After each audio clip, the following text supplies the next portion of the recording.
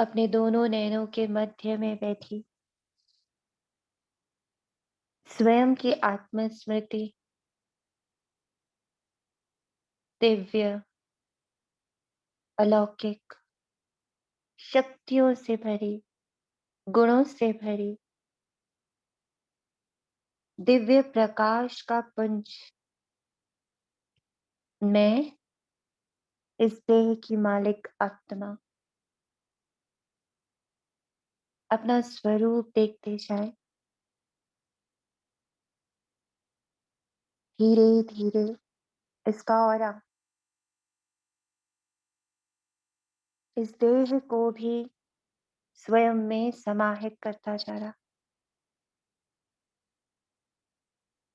अपने प्रकाश से निकलती हुई ऊर्जा को महसूस करें। कितनी शांति है उसमें, कितना सुख है, कितना प्रेम है, कितना आनंद है। यही मैं हूँ, परम पवित्र मैं ही हूँ। और इसी पल, इसी क्षण मेरे शिव, मेरे बिल्कुल सम्मुख, जो है ही हर पल मेरे साथ, पर ज्यों ही खुद को मैं आत्मा जानती हूँ, वो मुझे प्रत्यक्ष महसूस होते। मैं इस तन में और मेरे शिव ब्रह्मा बाबा के तन में मेरे सम्मुख प्रकट हैं, और उनकी भुजाओं के रूप में पूरी एडवांस पार्टी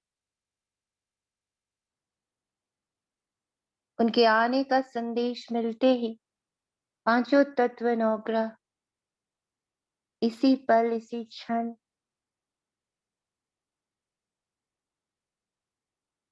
इस यज्ञ में, इस महासभा में एकत्रित हो गए। पूरा कल्प वृक्ष हमारे मध्य में इस यज्ञ में सम्मिलित हो गया। कण कण में परमात्मा अवतरण की गूंज गूंज रही है। हर एक कण को ये एहसास हो रहा कि वो परम शक्ति, वो दिव्य शक्ति अब हमारे बीच में है, और उनके मुखारविंद से निकलते हुए दिव्य बोल, एक एक बोल पूरी सृष्टि को शीतलता प्रदान कर रहा, शक्ति प्रदान कर रहा। इस संकल्प के साथ आज की मुरली हम अपने मिनी मधुबन में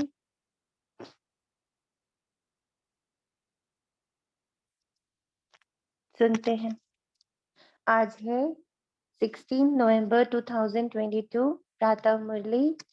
ओम शांति। बाप दादा मधुबन से हमारे मिनी मधुबन में। मीठे बच्चे, कोई भी देहधारी को याद करने से मुक्ति, जीवन मुक्ति नहीं मिल सकती। बाप ही तुम्हें डायरेक्ट ये वर्षा देते हैं। प्रश्न है, बाप का बनने के बाद भी माया किन बच्चों को अपनी ओर घसीट लेती है? जिनका बुद्धि योग पुराने संबंधियों में भटकता है, पूरा ज्ञान नहीं है, या कोई पुरानी आदत है, ऐसे बच्चों को माया अपनी ओर घसीट लेती है। बाहर का संग भी बहुत खराब है, जो खत्म कर देता है। संग का असर बहुत जल्दी लगता है। इसलिए बाबा कहते हैं, बच्चे एक बाप के साथ बुद्धि योग रखो, बाप को ही फॉलो करो। कोई भी देहधारी में प्यार नहीं रखो, कोई भी देहधारी में प्यार मत रखो। अब प्यार कितने तरीके का होता है, जरूरी है कि वो प्यार एक हो कि हमें उनसे अटैचमेंट ही है? और कैसा प्यार होता है जो हम देहधारी को याद करते हैं, बताइए।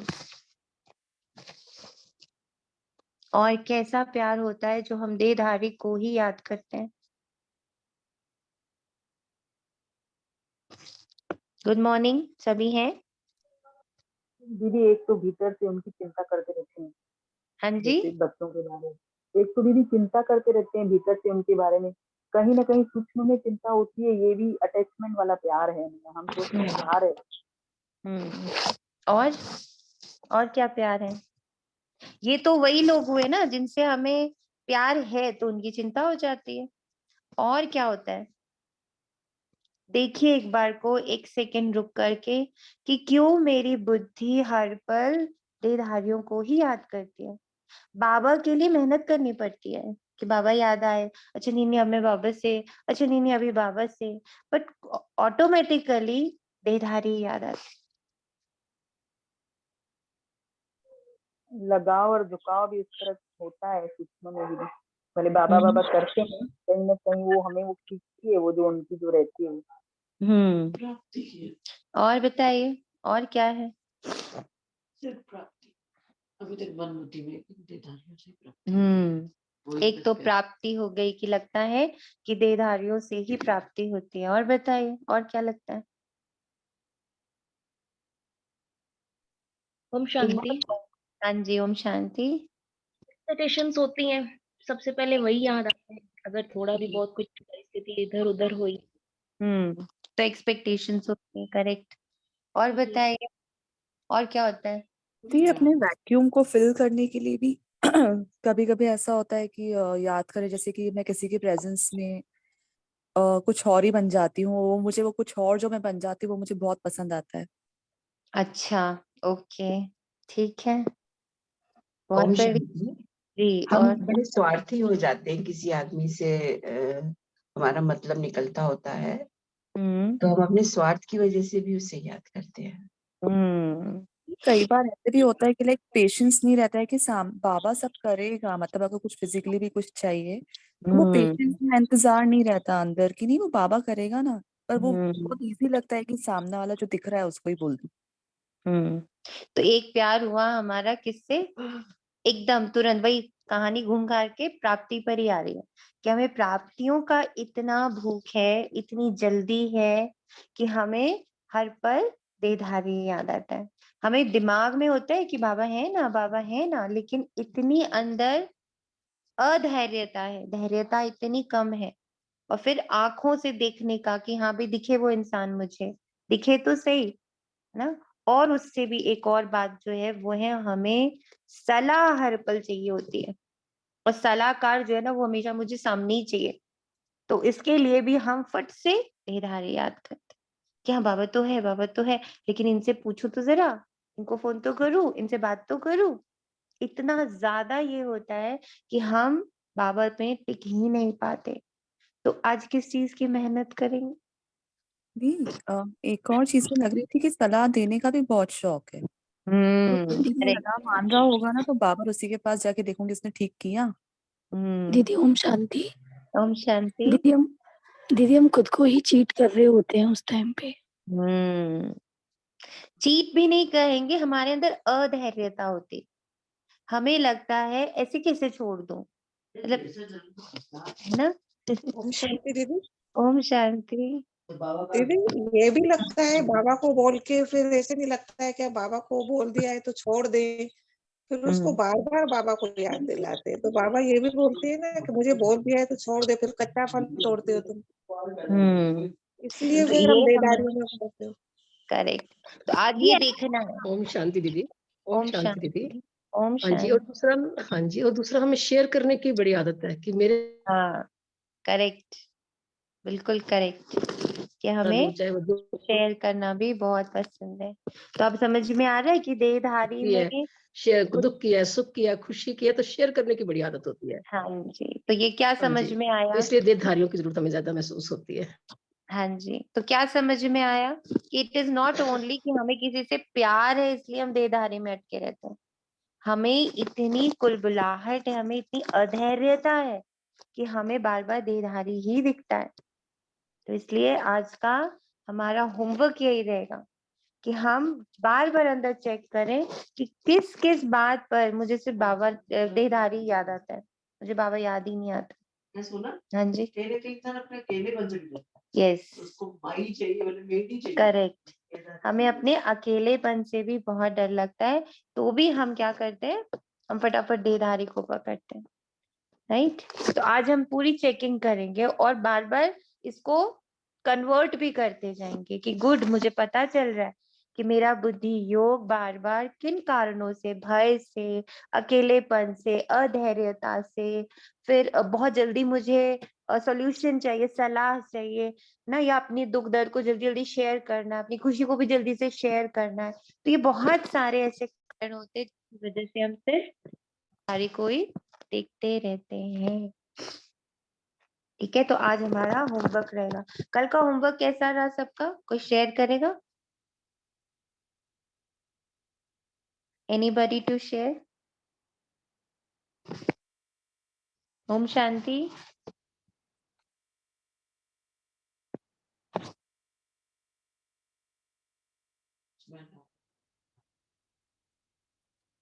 कोई भी नहीं शेयर करेगा? होमवर्क क्या था, चलिए बताइए, क्या था होमवर्क? ओम आवाज शांति। बाबा की गोद में रह के उनकी धड़कन को, हार्ट बीट को महसूस करना। वो परसों था, कल क्या था? कल क्या था? डबल अहिंसक बनना डबल है। अहिंसक। थैंक यू किरण बहन। डबल अहिंसक पर चिंतन करना था। तो अगर बच्चे होमवर्क नहीं कर रहे तो हम लोग सीधी सीधी मुरली पढ़ा करें ना, होमवर्क तो करना नहीं है, फिर मुरली सुननी है, करेक्ट है? होमवर्क नहीं दी करना है। किया था, हाँ, क्या किया था फिर, बोल क्यों नहीं रहे? Little busy. लिटिल बिजी, अच्छा ओके, और बताए? ये कल प्रैक्टिस की तो पता चला कि सबसे ज्यादा तो हिंसा मेरे से ही हो रही है, तो फिर बहुत डर भी लग रहा था कि ये क्या हो रहा है। और जैसे अंदर से जैसे ही वो संकल्प लिया कि मैं डबल अहिंसक हूँ, वो न जाने क्या क्या चीजें सामने थे, ऐसा लगा था अच्छा ये भी हो रहा है, ये भी हो रहा है, तो वो बहुत घबराहट हो रही थी कि ये क्या हो रहा है। ये भी क्या है, हिंसा नहीं है? अच्छा। घबराहट भी तो हिंसा ही है, घबराहट भी तो हिंसा ही है। दीदी बस कल पेपर और पेन लेकर ही घूम रही थी, ये भी आ गया बाबा, ये भी ले लो, ये भी ले लो, ये भी ले लो। इसलिए तो, हाँ जी। मैंने डबल अहिंसा में ये किया था, जो भी पुरानी वृत्ति थी ना, जिस आत्मा के लिए मुझे पुरानी वृत्ति, जो मुझे मेरी मतलब सोच थी, तो उसको लिख दिया था। और ओके फिर न्यू वृत्ति उसके लिए, कि नाउ माय न्यू थॉट्स उसके लिए ऐसे ऐसे हो रहे हैं। मैंने ऐसे किया था 2-3 बार बाबा को रिटर्न में, जिस जिस आत्मा के लिए ऐसे फील हुआ था। तो डबल अहिंसक पर हमें बहुत एकाग्र होकर मेहनत करनी है, क्योंकि इस युद्ध को जीतने का एक ही तरीका है, एक ही रामबाण है।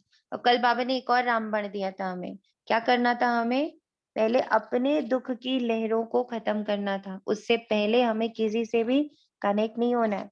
तो अपनी दुख की लहरें चेक करी थी कि कितने हमारे अंदर अभी दुख की लहरें हैं, ओम क्योंकि शांति कल दी। बाबा ने क्या कहा था, दुख हरता तभी सुख करता बन जाओगे, ऐसे नहीं होगा कि तुम सीधा सुख करता बन जाओगे। हर बाबा के शब्दों में पूरी विधि लिखी हुई होती है, हमें उन विधियों को पकड़ के ही अपने आप को डबल अहिंसक बनाना है। ओम शांति। दी कल मैंने इस पे प्रैक्टिस करी थी, मैं बहुत दुखी थी दीदी, तो मैं रिएक्ट कर देती थी तो बात बढ़ती जाती थी। कल मैं करेक्ट, बिल्कुल मौन में चली गई थी, तो कल बात ही नहीं बढ़ी, बहुत अच्छा लगा कल। वेरी गुड, थैंक यू नेहात्मा। तो अब हम सब आज एक और चीज हम लोग ये ऐड करते जाएंगे। आज वो है, जी मैं से वन मोर, हाँ जी, हाँ जी, बोले। एक और किया था, वृत्ति चेंज की थी, और जिसके साथ भी कुछ थॉट्स आ रहे थे ना, तो वो भी है ना बाबा को लिख के दिए थे, और फिर योग किया था, जैसे बाबा ने कहा था ना कि मुझे विकार दान करो और फिर याद में बैठो। तो 2-4 मिनट के लिए योग में बैठ जा रही थी, कभी आ भी रहे थे थॉट्स तो। मतलब योग में यहाँ तक भी बैठना है। एक और चीज ऐड कर रही हूँ मैं कि जब हमें अपनी दुख की लहरें पता चली, यानी कि हमारे अंदर किसी के प्रति कुछ है या अपने प्रति कुछ है, तो मैंने पहले तो वो जाना, उसके बाद मैंने तब तक अपने ऊपर, मतलब तब तक बाबा के साथ योग रखा जब तक वो शीतलता में कन्वर्ट नहीं हो गया। तब तक हमें योग करना है। हमें ये जरूरी नहीं कि आपको बैठ के योग करना है। योग करने का मतलब तब तक बाबा की शीतल किरणों को, शांति की किरणों के, बाबा के महावाक्यों, कुछ को भी अंदर मनन चिंतन करते रहना, जब तक मेरी वो दुख की लहर एकदम ठंडी ना पड़ जाए।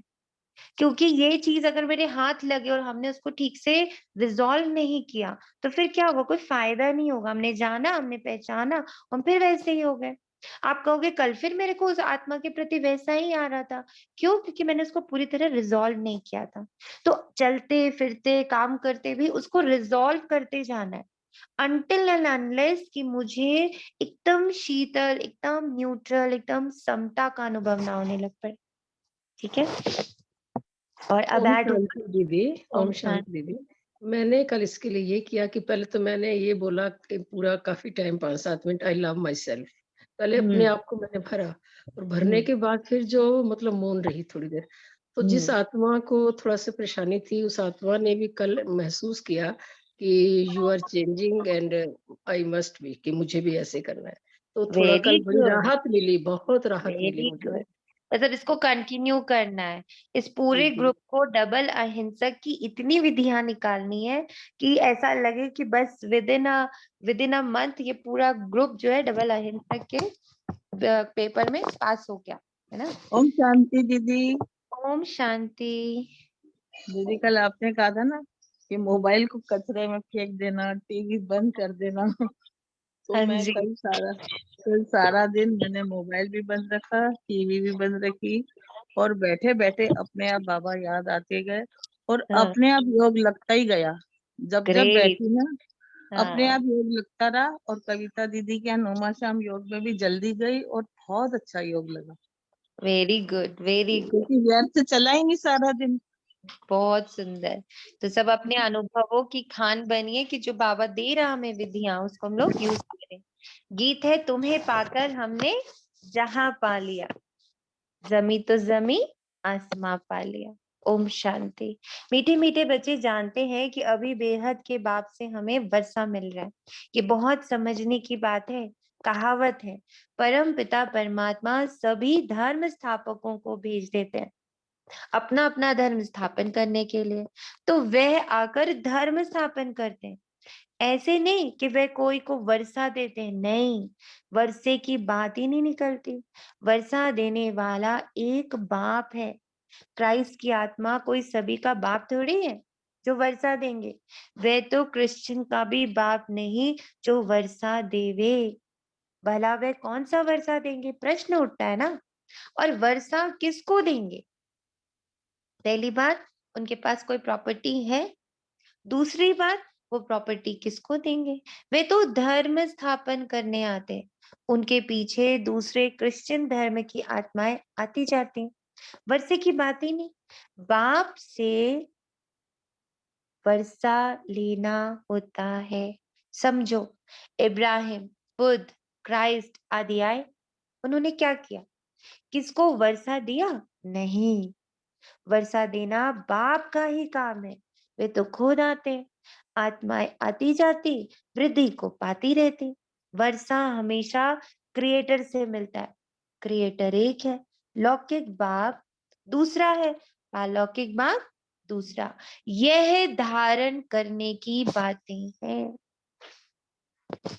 अब चेक करना है, जब जब ये जितने महावाक्य भी मेरे अंदर गए, क्या हुआ मेरे अंदर? क्या घटित हो रहा? क्या ये बात जब अंदर जा रही है तो कहीं किसी कोने में कहीं कुछ ना कुछ शीतलता जागृत हो रही है या नहीं हो रही है? क्योंकि अगर ये चीज नहीं हो रही है, इट मीन्स हम सिर्फ भक्ति मार्ग की तरह बैठ के बढ़िया से क्लास सुन रहे हैं, शास्त्र सुन रहे हैं। ये शास्त्र हो जाता है जिस पल हम सिर्फ सुन रहे होते हैं। ये धारणा हो जाती है, ये वर्षा हो जाता है, ये प्रॉपर्टी बन जाता है, जिस पल वो मेरे अंदर जाकर मुझे कहीं ना कहीं शीतल करता है। जैसे बाबा की यही अगर हम पूरे पैराग्राफ को लेते हैं, तो बाबा ने कितने प्यार से ना, क्योंकि हमने तो 63 जन्म लिए ना, हमने कोई एक जन्म तो नहीं लिया, हमने 63 जन्म लिए। तो हो सकता है हम क्रिश्चियन में ही हुए हो, इस्लामी भी हुए हो, बौद्धि भी हुए, हम बहुत जगह टहलते हुए हैं। तो मेरे बुद्धि में हर एक धर्म की स्मृतियां पड़ी हुई हैं, और जो वहां के बिलीफ सिस्टम्स हैं कि हाँ यही भगवान है, या यही मेरा पिता है, या इसी यही मेरा क्रिएटर है, ऐसी हमारी स्मृतियां बुद्धि में पड़ी हुई हैं। हमें नहीं दिख रही, क्योंकि इस जन्म में तो हम नहीं है क्रिश्चियन, हम नहीं है इस्लामी, हम नहीं है बौद्धि, लेकिन हमारे 63 जन्मों तो हम बहुत कुछ होकर गए। तो नाउ बाबा क्या करता, जब मुरली में ये बातें कहता, तो डीप डाउन जो हमारा एकदम सबकॉन्शियस माइंड है, अनकॉन्शियस माइंड है, जहां पर ये सारे वो पड़े हुए हैं, स्मृतियां पड़ी हुई है, याददाश्त पड़ी हुई है, तो उसको बाबा क्लियर कर दिया।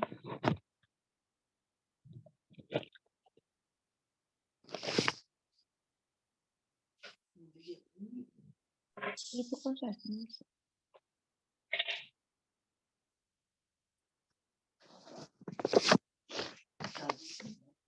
अरे लगा है।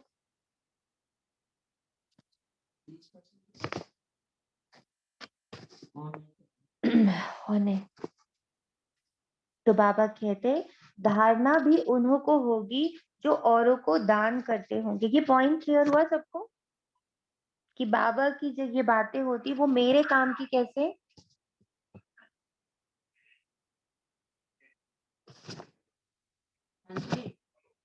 हेलो, ओम शांति, आवाज आ रही है? जी आ रही है। तो ये बात क्लियर हुई। सारे बच्चे कहाँ है? अंकिता आत्मा तो थोड़ी बिजी होती है, आप लोग सब लोग रिस्पॉन्ड नहीं करोगे तो कैसे होएगा? रोशनी आत्मा,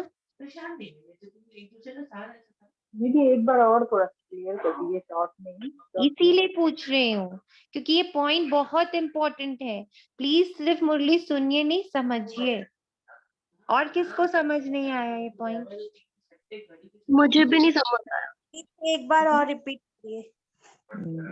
ओम शांति जी। ओम जी, शांति। ये क्लियर हुआ कि लाइक अगर मैं कहीं और अटकी हुई हूँ तो वो उसका रूप डिफरेंट है, लाइक चिंता है, प्राप्ति है, एक्सपेक्टेशन, तो ठीक है, लेकिन मुझे प्रॉपर्टी तो अल्टीमेटली बाबा से ही मिलेगी। वो तब मिलेगी जब मैं बच्चा बन के ढंग से सुनूं कि मैं कहाँ कहाँ अटकती रहती हूँ, क्योंकि मुझे कहीं से कुछ नहीं मिलने वाला है, सिर्फ बाबा ही है। और बाबा ठीक है, इसको उससे समझा रहे हैं जो धर्म स्थापक है कि वो भी कुछ नहीं दे पाए, कुछ नहीं था ही नहीं तो देंगे क्या। करेक्ट। एक और पॉइंट यहाँ पर बाबा और क्लियर कर रहा है, जिसको सब लोग बहुत ध्यान से सुने और समझे।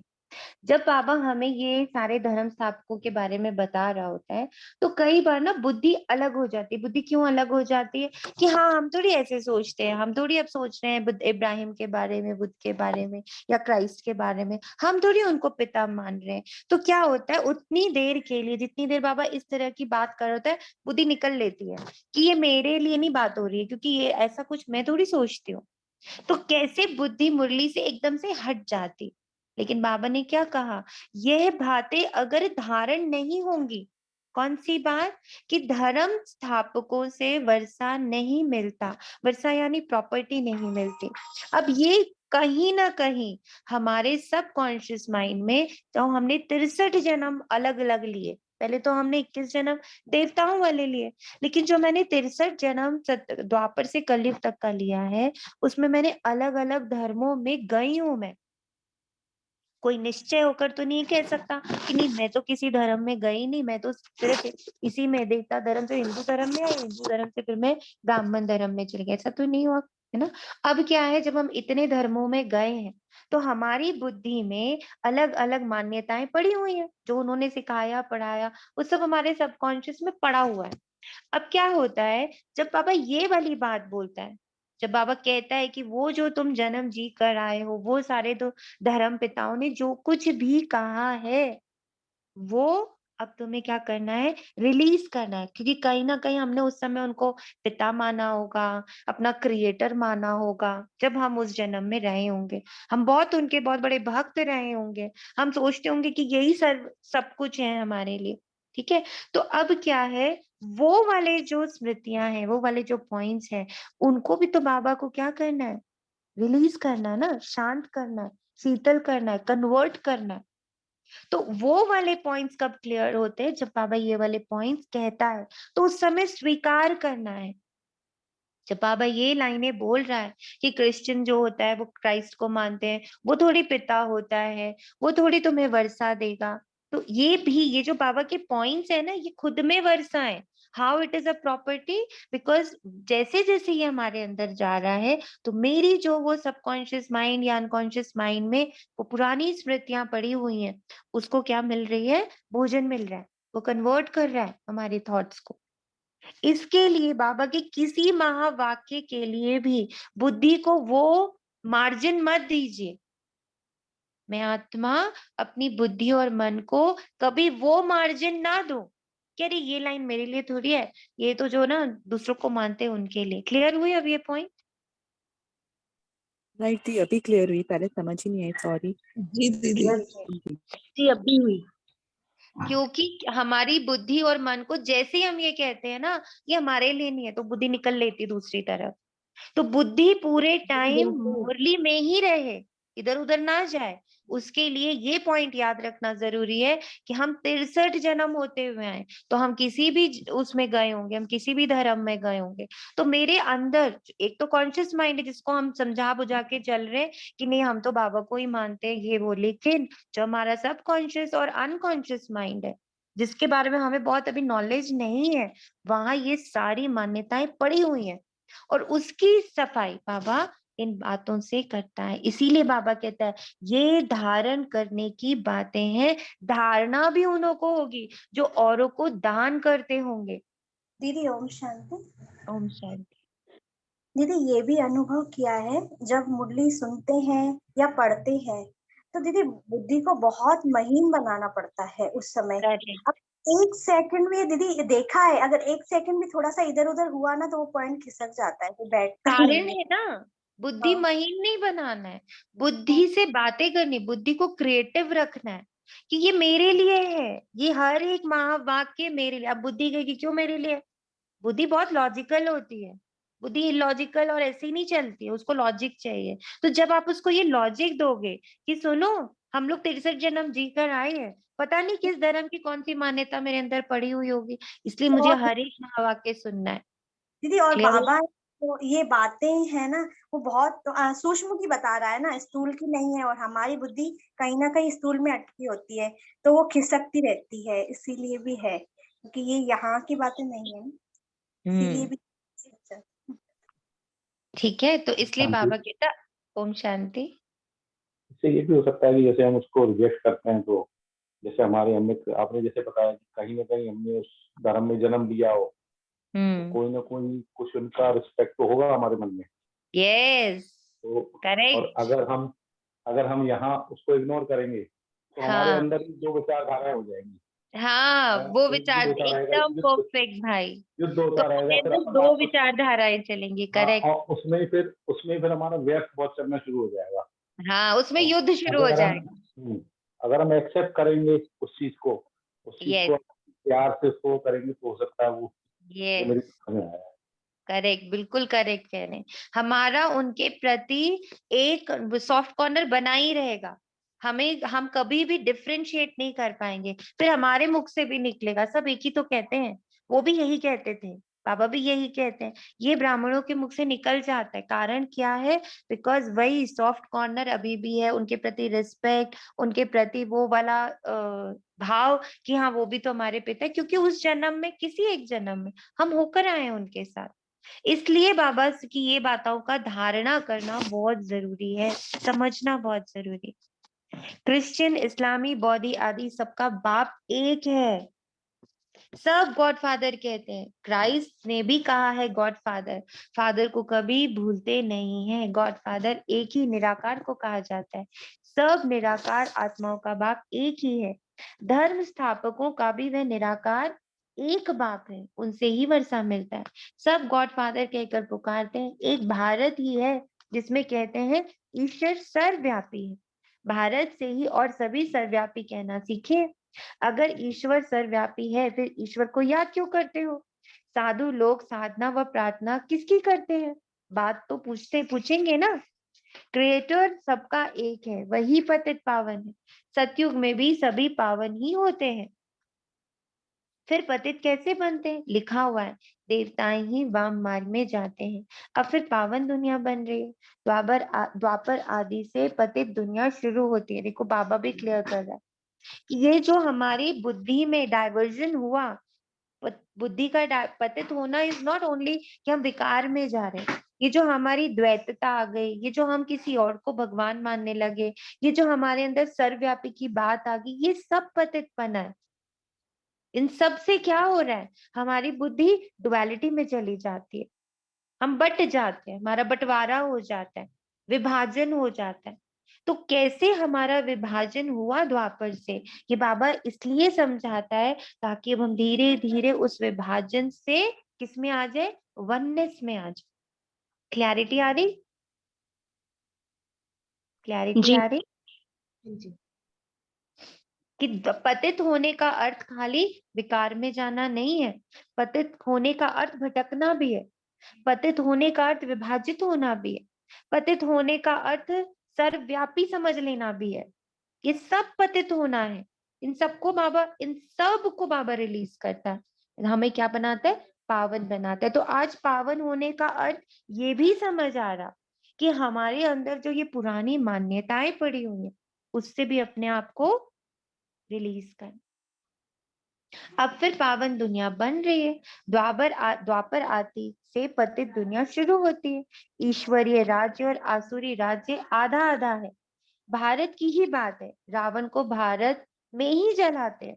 अब ये भी बाबा क्लियर कर रहा है कि कभी भी कहीं से भी बहुत सारे लोगों ने, जो साइंटिस्ट है अलग अलग, उस दिन कहीं पे मैं पढ़ भी रही थी कि जो अलग अलग देशों के साइंटिस्ट है, अलग अलग जगहों के, उन लोगों ने क्या किया, बहुत स्ट्रांगली ये पुटअप कर दिया कि हम पुरातन है और हमारी जो पुरानी होने के जो अवशेष है उसको क्या कर दिया? गायब कर दिया। तो लोगों को भी धीरे धीरे ये विश्वास हो गया कि ancient civilisation is not India, ancient civilisation is European या अमेरिकन, व्हाटएवर। ठीक है, तो उस चीज को भी हमें समझना है कि बाबा आकर इस बात को भी यहाँ पर बोलता है कि ऐसा नहीं है कि जो सबसे पुराना राज्य है वो इंडियन ही है, भारत का ही है। तो बाबा ने समझाया है और धर्म स्थापक किसको भी वर्षा नहीं देते, बाकी धर्म स्थापन करते हैं इसलिए उनको याद करते। तो अब जो इंडियन साइंटिस्ट हैं उन लोगों ने ये रिसर्च बहुत स्ट्रांगली शुरू कर दी है कि ये चीज अब हम किसी तरह दुनिया के सामने लाएं कि the ancient civilisation is India, not other any other सभ्यता, एनी अदर सिविलाइजेशन। तो ये बातें जो अब वो लोग सिद्ध करने के लिए जा रहे हैं, उस पर मेहनत कर रहे हैं, बाबा ने कितने पहले ही क्लैरिटी से पर बहुत साधारण शब्दों में बता दिया कि एंशियंट कौन है? हम हैं। तो अब सोचिए, हम जब पढ़ाई करते हैं, हमारे बच्चे देखिए जो पढ़ाई कर रहे हैं, उन लोग को जब हिस्ट्री ज्योग्राफी पढ़ाई जा रही है तो वो किनकी बनाई हुई है? उनकी, वो विदेशियों की बनाई हुई है। तो उसमें वो लोग क्या पढ़ते हैं कि एंशियंट सिविलाइजेशन जो है वो वहाँ अंटार्कटिक की है या यूरोपियन है या ग्रीक है, ऐसा वो लोग पढ़ते। तो उनके अंदर मान्यता क्या जा रही है कि दे आर एंशियंट। तो क्या हो रहा है? विभाजन हो गया ना, भटक गई ना बुद्धि। तो बाबा ऐसे एक एक स्टेप पर हमारी बुद्धि को रिफाइन करता जा रहा है कि बच्चे और कोई सिविलाइजेशन एंशियंट नहीं है, सबसे ancient civilisation is Indian civilisation. बाकी क्राइस्ट को, ब्रह्मा को, विष्णु को व शंकर को याद करने अथवा उनकी प्रार्थना करने से वे कुछ भी नहीं दे सकते। देने वाला एक बाप है। अब देखिए, क्या ये बुद्धि भटकी नहीं? क्या हमने देवी देवताओं को ये नहीं माना कि वही हमें सब कुछ दे रहे हैं? आज बाबा आकर वो ये सारी भटकन है बुद्धि की, ये सारी भटकन है, पतितपना है बुद्धि का, मन का। और वो क्यों हुआ? क्योंकि इतना उसको ठोका गया है ना, जन्म बाई जन्म, कि वो एकदम सब कॉन्शियस से अनकॉन्शियस माइंड में जाकर बैठा हो कि प्राप्ति तो होती है, इससे मंत्रों से प्राप्ति होती है, उससे प्राप्ति होती है, उससे प्राप्ति होती है, अभी भी ये चल रहा है। तो बाबा क्या कर रहे हैं? सब चीजों को वैनिश कर रहा है, एक में लेकर आ रहा है। उनको सम्मुख आना पड़ता है। श्री कृष्ण में परमात्मा आते हैं, ऐसा कोई भी मानते नहीं है। बाप कहते हैं मैं तुम आत्माओं को वर्षा देने एक ही टाइम पर आता हूँ। वर्षा बाप बच्चों को देते हैं। बाबा दो को ही कहा जाता है, एक शरीर का बाबा, दूसरा आत्माओं का बाबा, और कोई बाबा हो नहीं सकता। तुमको इस बाबा अर्थात प्रजापिता ब्रह्मा से वर्षा मिल ही नहीं सकता। वर्षा सिर्फ एक शिव बाबा से मिलता है। ब्रह्मा भी वर्षा उनसे ही लेते हैं। वे सर्व के सदगति दाता है, सर्व के मुक्ति जीवन मुक्ति दाता है। इसलिए पहले पहले कोई को भी बाप का परिचय देना पड़े। अब मुरली की फर्स्ट लाइन कौन बताने वाला है? कैसे बाबा अपनी बात को सिद्ध कर रहा है? फर्स्ट लाइन क्या थी?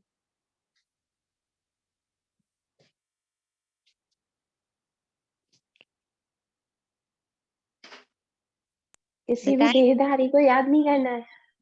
Thank you. अब कैसे देहधारी बैठे हैं समझ में आ रहा है? कितने हाँ, देहधारी बैठे हैं? कैसे बाबा क्लीन जन्मों कर के। रहे हैं? बाबा की क्लेंजिंग प्रोसेस समझ में आ रही है?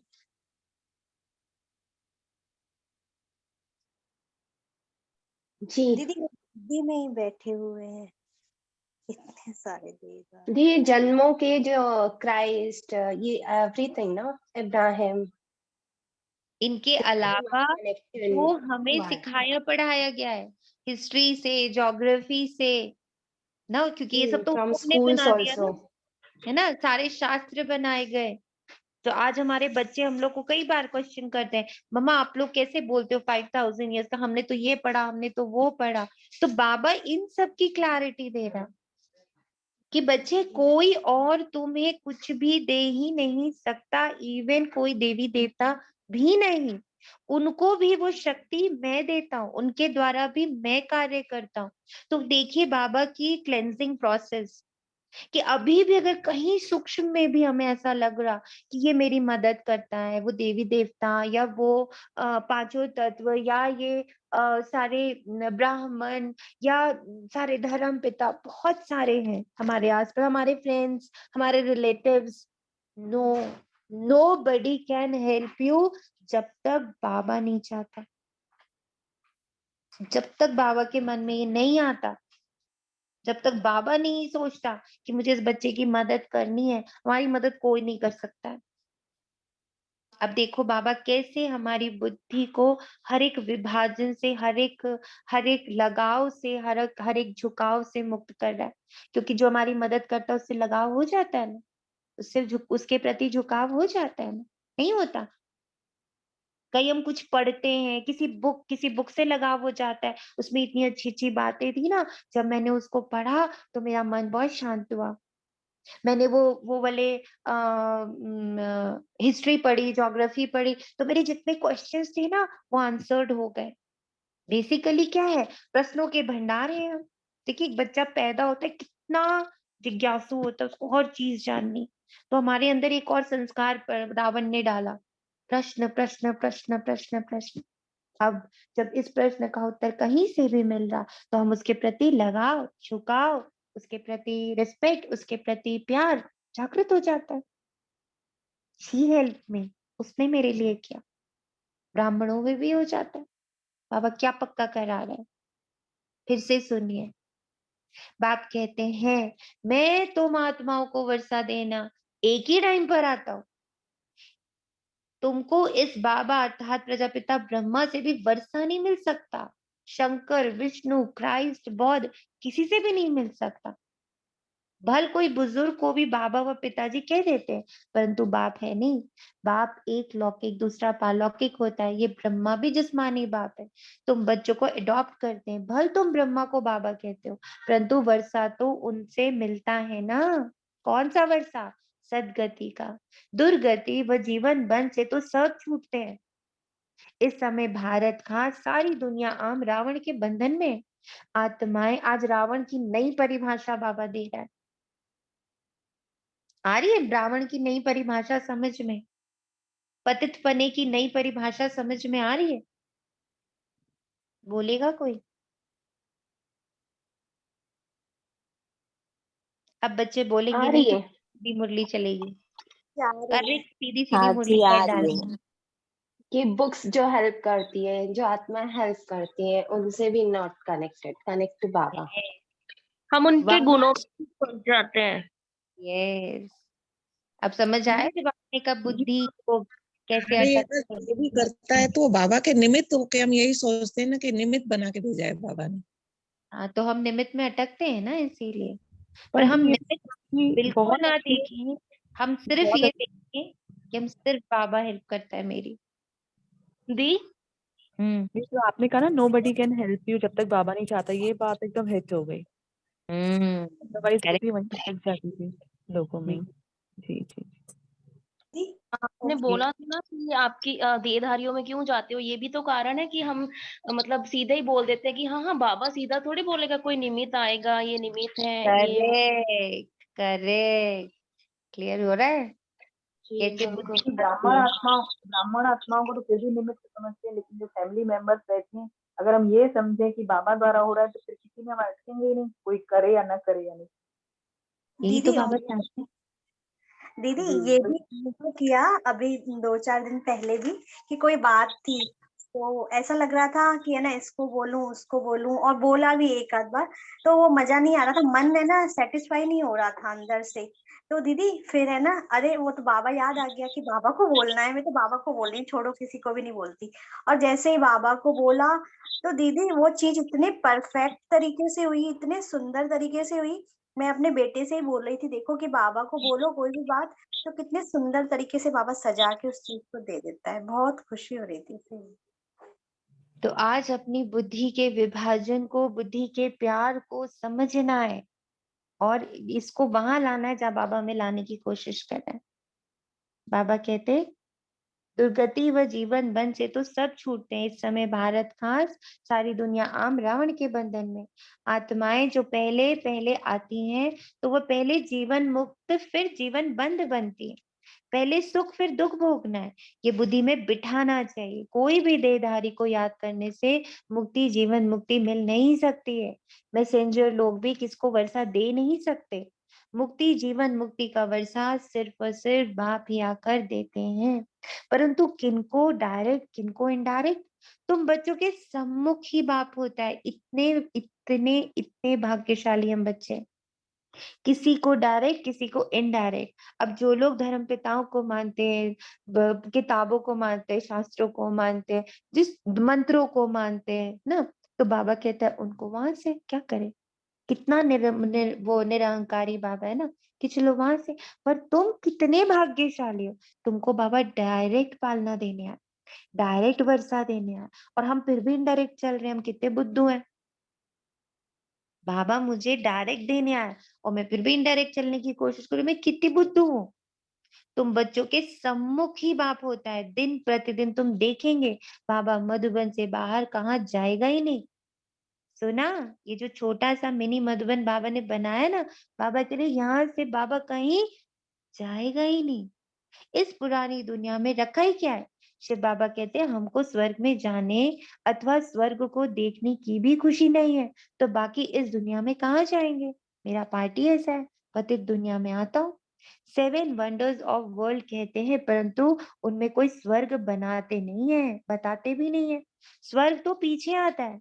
मुझे पतित दुनिया, पतित शरीर में पराये राज्य में आना पड़ता है। गाते भी हैं, दूर देश के रहने वाला आया देश पराया। पर इसका अर्थ सिर्फ तुम बच्चे ही समझ सकते हो। अभी हम पुरुषार्थ करते हैं, फिर अपने देश में आएंगे। अच्छा, द्वापर के बाद जो आत्माएं आएंगी वे तो पराये राज्य अर्थात शांति पापा रावण राज्य में आएंगी। पावन राज्य में तो आएंगी नहीं, उनका थोड़ा सुख थोड़ा दुख का पाठ है। तुम सतयुग से ले शांति तुम सतयुग से लेकर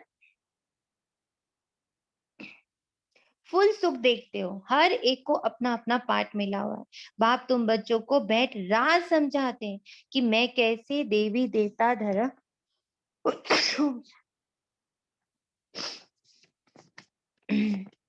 मैं कैसे देवी देवता धर्म स्थापित करता हूँ।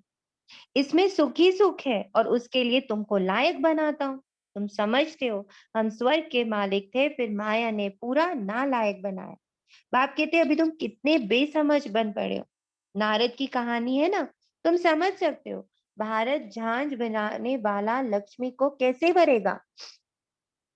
भगत झांझ बनाने वाले लक्ष्मी को कैसे भरेगा? जब तक राजयोग सीख पवित्र ना बने। बल शरीर तो सबके भ्रष्टाचार है, क्योंकि भ्रष्टाचार से पैदा हुआ है। तुम तो मुख वंशावली हो। कितना इस बात को याद रखना है कि मैं परमात्मा की मुख वंशावली, सम्मुख डायरेक्ट पालना लेने वाली, डायरेक्ट वर्षा लेने वाली इतनी भाग्यशाली आत्मा। ये बड़ी समझने की बात है। ये रचता और रचना की नॉलेज बाप खुद ही आकर देते हैं। सब पॉइंट्स कोई समझ भी नहीं सकेंगे। यहाँ से बाहर गए, कोई का संग मिला और खत्म। कहा भी जाता है संग तारे कुसंग बोरे। अब बताइए इस वक्त क्या महसूस हो रहा है? कौन आपसे बात कर रहा है डायरेक्ट? बाबा बाबा ही कर। कितना अंदर समा रहा है ये चेक करिए। ये पॉइंट मेरी बुद्धि में कितनी गहराई तक समा रहा है। और बोलिए, अपने आप को संकल्प दीजिए कि ये पॉइंट, कि मेरा बाप सिर्फ एक है, मुझे वर्षा देने वाला सिर्फ एक है, मुझे सलाह देने वाला, मुझे सुखी बनाने वाला, मेरे को सही रास्ता दिखाने वाला, सदगति देने वाला, दुर्गति से बाहर करने वाला, मुझे कलयुग से सतयुग में ले जाने वाला सिर्फ सिर्फ सिर्फ सिर्फ सिर्फ सिर्फ एक बाबा है, दूसरा ना कोई। और मैं ये मैसेज अपने सबकॉन्शियस माइंड को भी दे रही हूँ, अपने अनकॉन्शियस माइंड को भी दे रही हूँ। मैं बुद्धि की हर गहराई तक इस बात को पहुंचा रही हूँ। तब जाकर ये होगा कि हमें सर्वत्र सर्वज्ञ क्या समझ आएगा? बाबा ही है, बाबा ही है और बाबा ही है। कहा भी जाता है संग तारे कुसंग बोरे। बल यहाँ भी बैठते हैं, परंतु पूरा बुद्धि योग नहीं है, ज्ञान नहीं, तो संग दोष में गिर पड़ते। खट से पूछते हैं, पहले बाबा को लेटर लिखते, बाबा ये बताओ ना कैसे करना है, क्या करना हो। फिर क्या करते, थोड़ी देर बाद एक ब्राह्मण को फोन करते ना, कोई श्रेष्ठ कोई वरिष्ठ ब्राह्मण को फोन करते। फिर क्या कहते, निमित्त ने हमें बताया। गलत नहीं है इसमें। स्टार्टिंग में तो बाबा कहता है हेल्प लो, संगठन बनाया है इसीलिए, लेकिन अंदर बुद्धि की गहराइयों में इस बात को बिठाना है कि मेरे साथ मेरे अंग संग मुझे पालना देने, मुझे शूद्र से देवता बनाने का पूरा पार्ट बाबा प्ले कर रहा है। यूज किसी भी अस्त्र को कर रहा है।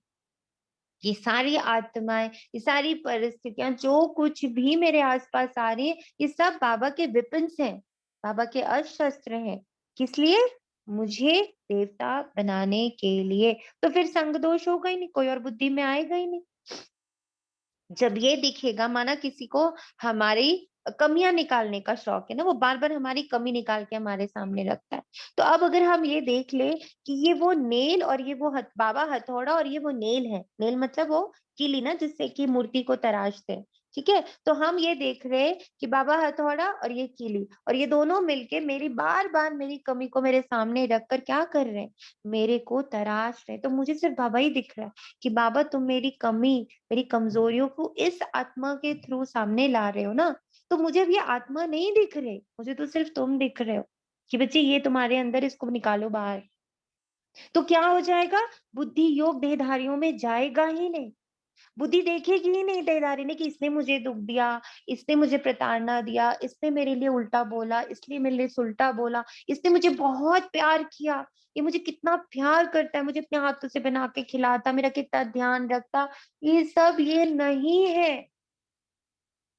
ये तो सिर्फ विपिन है, ये सिर्फ वो अस्त्र शस्त्र है जिससे बाबा मुझे प्यार कर रहा है, मुझे तराश रहा है। तो बुद्धि क्या हो रही है, बुद्धि वो किस तरफ जा रहा है बताइए अमन आत्मा?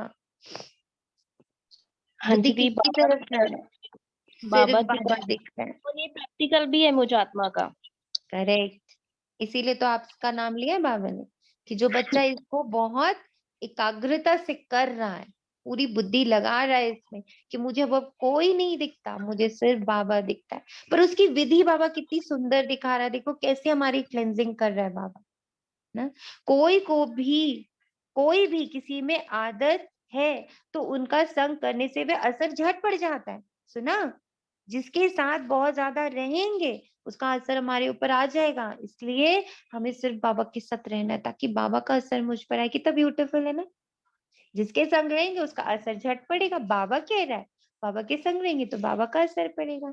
या है बाबा का संग, फिर जो बाप को फॉलो कर औरों का भी उद्धार करते हैं वही उच्च पद पाते हैं। कई नए नए बच्चे कहते हैं बाबा हम नौकरी आदि छोड़ इस सर्विस में लग जाएं। बाबा कहते हैं आगे चल माया नाक से ऐसे पकड़ेगी कि जो बात मत पूछो। अनुभव कहता है ऐसे बहुतों ने छोड़ा फिर चले गए। सुना, कई कई बच्चे कहते हैं कि बाबा हम नौकरी आदि छोड़ इस सर्विस में लग जाएं, तो बाबा कहते हैं आगे चल माया नाक से ऐसे पकड़ेगी कि बात मत पूछो। अनुभव कहता है ऐसे बहुतों ने छोड़ा फिर चले गए। इसलिए जन्म तो लिया फिर माया ने घसीट लिया। बड़े अच्छे अच्छे बच्चों को माया एक घुसा लगाए बेहोश कर देती है, जिनका बुद्धि योग बाहर भटकता रहता है। अब बुद्धि योग बाहर भटकने का अर्थ क्या समझ में आ रहा है, जल्दी बताइए। कंचन आत्मा बोले, बुद्धि और बाहर अटकने का अर्थ क्या समझ में आ रहा है?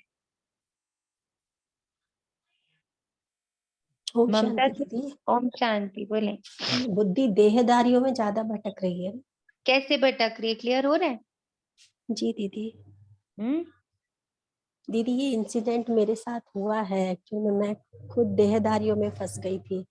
अभी कुछ दिन मेरे साथ मतलब 1-2 दिन पहले कुछ ट्रेजेडी हुई थी, तो उसमें पूरे परिवार ने आके उस सिचुएशन को संभाला था। तो हर किसी के लिए मेरे अंदर से थैंक यू निकल रहा था, लेकिन आज रियलाइज हुआ कि उनको भेजने वाला भी तो बाबा था ना, तो मुझे फर्स्ट बाबा को थैंक यू बोलना चाहिए था।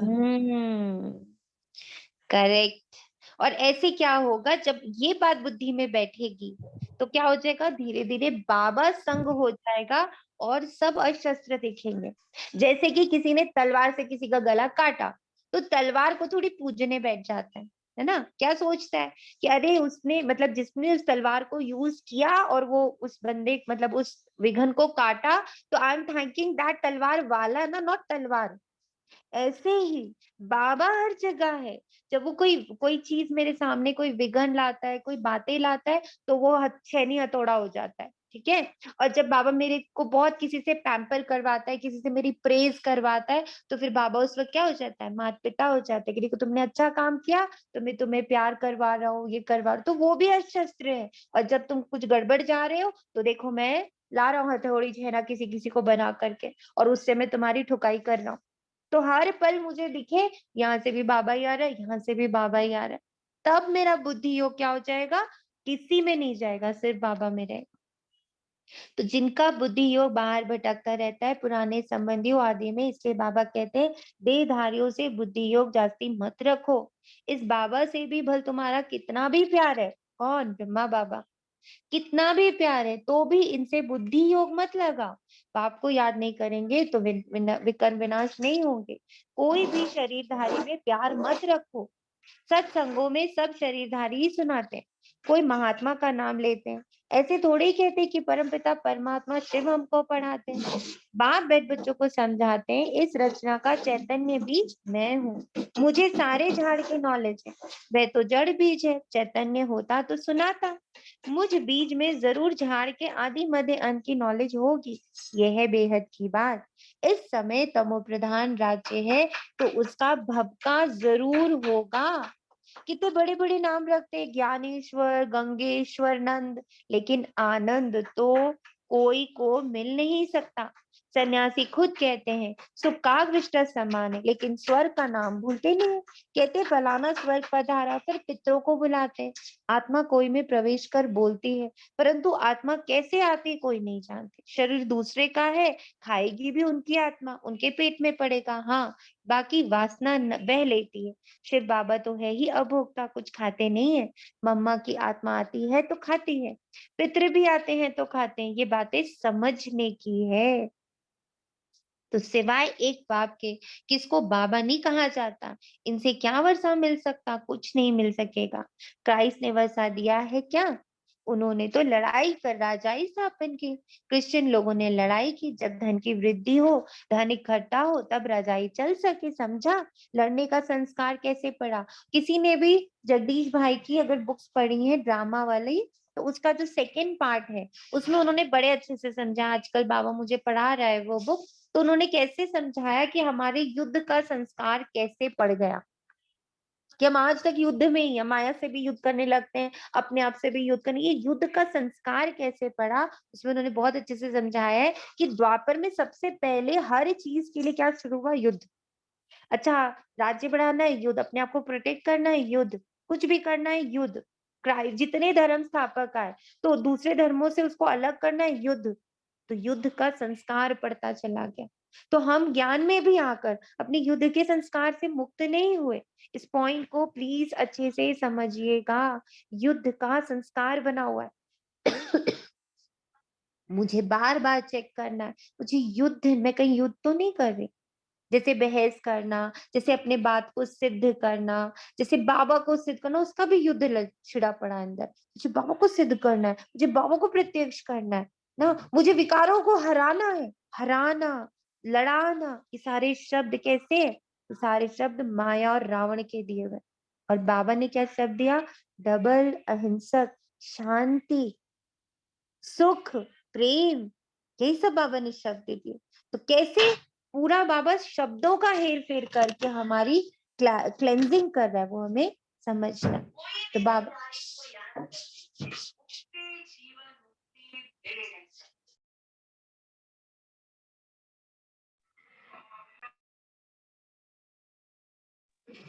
तो बाबा कहते हैं क्राइस्ट ने वर्षा दिया क्या? नहीं, अभी तो तमो प्रधान है। माया का बहुत जोर है, अब माया से युद्ध करना। माया जीते जगत जीत, मनुष्य शांति में रहने के लिए कितना माथा मारते। मन ऐसे थोड़े ही शांत हो सकता है। ये तो कुछ सीखते हैं जो हिप्नोटाइज आदि कर अनकॉन्शियस कर देते हैं। मेहनत लगती है, किसकी तो ब्रेन ही खराब हो जाती है। बाप कहते हैं अगर कोई कर्म बंधन में अथवा मित्र संबंधी आदि में बुद्धि जाती रहेगी तो विकर्म विनाश नहीं होंगे। देहधारी से बुद्धि को हटाना है। देखा बाबा ने आज इसके लिए भी कह दिया कि पीछे जा करके हिप्नोटाइज होकर अनकॉन्शियस होकर चीजें देख भी लोगे तो मन शांत थोड़ी हो जाएगा। और उसमें कितना मेहनत लगती है और ब्रेन खराब भी हो जाता है। इसलिए क्या करना है? सिर्फ अपनी बुद्धि को देहधारियों से हटाना है। सबको भूल जाओ। आप मुझे मर गई दुनिया, दुनिया को याद करते हो तो तुमको दंड पड़ता है। तुम कहते हो कि बाबा हम मर चुके, हम आपके हैं, तो फिर मित्र संबंधी आदि तरफ बुद्धि क्यों जाती है? गोया तुम मरे नहीं हो, बाप के बने नहीं हो। आज बाबा एकदम स्ट्रांगली बोल रहा है। बहुत है जिनको दिन रात कर्म बंधन का ही चिंतन रहता है, याद में बैठते भी वही संकल्प आते रहते हैं। यहाँ बाबा की गोद में रहते तो मर चुके ना, तो बुद्धियों कहाँ जाना चाहिए? सन्यासी तो घर बार छोड़ते हैं, गोया मर गए। अगर याद पड़ता रहेगा तो योग में कैसे रहेंगे? कोई फिर घर में लौट भी आता है, कोई पक्के होते हैं बिल्कुल याद भी नहीं करते। तुम बच्चों को भी बुद्धि अगर बाहर जाती रहती है तो उचकत पा नहीं सकेंगे। बच्चे बने हो तो फॉलो फादर पूरा करना चाहिए, कुछ भी मोह नहीं जाना चाहिए। परंतु तकदीर में नहीं है तो मर कर भी उसी तरफ चले जाते हैं। 5% बुद्धि यहाँ और 95% बुद्धि बाहर भटकती रहती है, ना इधर के ना उधर के। बाप के बने फिर बुद्धि खत्म, मर गए। इस बेहद के सन्यास में विरला ही कोई आ सकता है। माला का दाना भी वही बन सकता है, ये तो तकदीर है। जहाँ जो आकर रहते उनको मेहनत नहीं लगनी चाहिए, परंतु देखा जाता है कि यहाँ वालों को जास्ती मेहनत लगती है। कितना करेक्ट है बाबा। क्यों ज्यादा मेहनत लग रही है? समझ में आ रहा है कि ज्यादा मेहनत क्यों लग रही है हम लोगों की? क्यों बाबा को लग रहा कि हम लोग की ज्यादा मेहनत है? बताएं। मीनाक्षी जी बोले, प्रियंका जी बोले, क्यों लग रहा बाबा को मेहनत ज्यादा लग रही है हमारी? बार बार पीछे फंस जाती है। और बार बार पीछे तो फंसते ही हैं, बार बार निमित्त में फंस जाते हैं, इसलिए हमारी बुद्धि अब हम लोग को मेहनत ज्यादा लग रही है। पहले तो बुद्धि में दुनिया थी। हाँ जी प्रियंका, इतना बताएं। बार बार माया में फंस जाते हैं, माया खींच लेती है। अब माया कौन है, वो पकड़ में आ रही है? आ रही है, पुराने संबंध है या कुछ ने किसी ने कुछ कह दिया। तो हमें दिखता कौन है? हमें वो दिख रहा है। अगर उसके पीछे बाबा दिखने लग पड़े तो क्या हो जाएगा? बाबा पकड़ के ले जाता वापस। चलो, बाबा को जैसे याद करो तुरंत ले जाता है। हाँ, तो अब कहीं कोई चीज हमारे साथ गलत हो रही है, ठीक है, या अच्छी हो रही है, दोनों के पीछे कौन है? जी दीदी बार बार भूल जाते हैं ना कि मैं आत्मा हूँ, देह में आ जाते हैं तो मेहनत ज्यादा लगती है। ये मेहनत ज्यादा लगती है। और बार बार जब हमें ये दिखता रहता है कि ये सुख देने वाला, ये दुख देने वाला कोई देहधारी है, तो भी मेहनत ज्यादा लगती है। परंतु देखा जाता है कि यहाँ वालों को जाती ओम मेहनत शांति।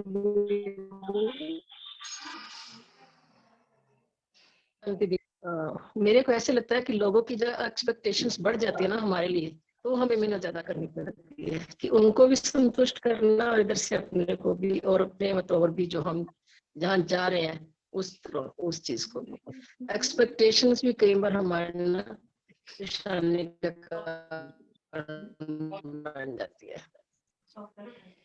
ओम शांति। तो बाबा कहते हैं परंतु देखा जाता है कि यहाँ वालों को जास्ती मेहनत लगती है, बाहर में रहने वाले बड़े तीखे चले जाते हैं, किसी में मोह नहीं जाता, समझते हैं कहाँ ये बंधन छूटे तो सर्विस में लग जाए। वह भी देखना पड़ता है, ज्ञान में पक्के हैं।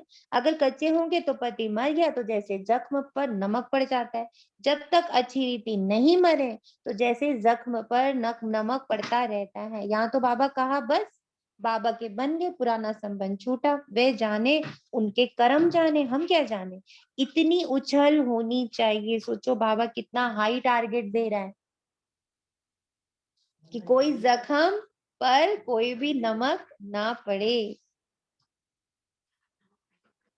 तो बाबा कहते जब तक अच्छी रीति नहीं मिले तब तक जैसे जख्म पर नमक पड़ता रहता है। यहाँ तो बाबा कहा बस बाबा बन गए, बाबा के बन गए, पुराना संबंध छूटा, वह जाने, उनके कर्म जाने। हम क्यों घुसे किसी के कर्म में, हम क्यों घुसे किसी के ड्रामा में, हम क्या जाने। इतनी उछल होनी चाहिए, ऐसे बहुत थोड़े बस है। बाप मिला बस, और किसी की परवाह नहीं, इतनी हिम्मत चाहिए। सच्ची दिल हो, श्रीमत पर चलता रहे तो कोई भी रोक नहीं सकते हैं, पवित्र बनने से कोई विघ्न डाल नहीं सकते हैं। इतना तो ठोक के बाबा और कुछ बोल नहीं सकता है हमें। अच्छा, मीठे मीठे सिकीला दे बच्चों प्रति माता पिता बाप दादा का याद प्यार और गुड मॉर्निंग। रूहानी बाप की रूहानी बच्चों को नमस्ते। हम रूहानी बच्चों की और प्यार भरी और गुड मॉर्निंग से बाबा, शुक्रिया बेहद बेहद बेहद बेहद बेहद बेहद। कितनी सफाई करी बाबा ने, देखिए अब कितनी सफाई हुई बच्चों की। धारणा के लिए मुख्य सार है कर्म बंधनों के चिंतन में नहीं रहना है, बुद्धि को देहधारियों से हटाना है, बेहद का संन्यास करना है, बंधनों से छूटने के लिए पूरा पूरा नष्टमुआ बनना है, सच्ची दिल रखनी है, ज्ञान में मजबूत और हिम्मतवान बनना है। वरदान है बाप के साथ का अनुभव कर मेहनत को मोहब्बत में बदलने वाले परमात्मा स्नेही भव। बाप दादा बच्चों को अपने स्नेह और सहयोग की गोदी में बिठाकर मंजिल पर ले जाते हैं। आप बच्चे सिर्फ परमात्मा स्नेह बन बाबा की गोद में समाये रहो, तो मेहनत मोहब्बत में बदल जाएगी। लवलीन हो, हर कार्य करो, बाप दादा हर समय सर्व संबंधों से आपके साथ है, सेवा में साथी है और स्थिति में भी साथ है। सर्व संबंधों से साथ निभाने की ऑफर करते हैं। आप सिर्फ परमात्मा से ही बनो और जैसा समय वैसा संबंध से साथ रहो तो अकेलापन फील नहीं होगा। स्लोगन है स्व उन्नति और सेवा का बैलेंस ही सफलता का साधन है। आज सेवा क्या करनी है ये समझना है, अपनी बुद्धि की सेवा करनी है आज हमें बैठ के, कि मेरी बुद्धि जिन जिन कारणों से, जिन जिन मान्यताओं से, जिन जिन प्रलोभनों से, जिन जिन आकर्षणों से, जिन जिन लगाव से, झुकाव से और अधैर्यता से, जिन जिन कारणों से बुद्धि योग चला जाता है, किसमें? देहधारियों में। तो वहां से मुझे अपनी आज बुद्धि को क्या करना है? बचाना है, उसको प्रोटेक्ट करना है। So we today we are the protector of our intellect. हम लोग अपनी बुद्धि के आज रक्षक बने, बाबा को साथ लेकर। करेक्ट है? ओम शांति। शुक्रिया बाबा, तेरा तुझको अर्पण है बाबा।